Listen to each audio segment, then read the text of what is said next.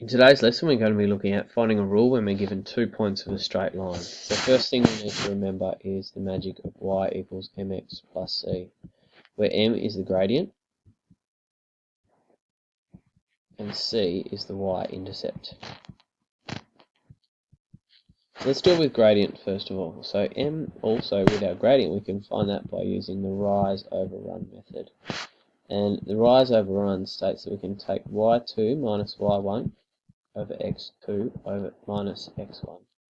So we can just label those first of all. So this is our x1, this is our y1, our x2, and our y2. So we're going to plug those values into the rise over run. So y2 is negative 2 minus y1, which is 6, over x2, which is 3, minus our x value of negative 1.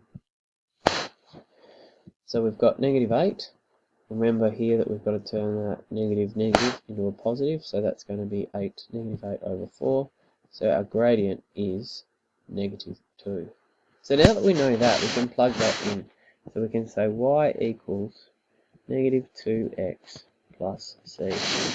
Now to find our c value, we can just take one of the points that we know and substitute the values in. So like we've just done, we can say that x equals 3 and y equals negative 2. And we just substitute those in and we'll find out our c value. So negative 2 equals, so that's the y value, negative 2 by 3 plus c. So negative 2 equals negative 6 plus c. Negative 6, change side, change sign, so it becomes a positive, so that's going to be 4c. So our c value is equal to 4, which means our rule for this, these 2 points is going to be y equals negative 2x plus 4.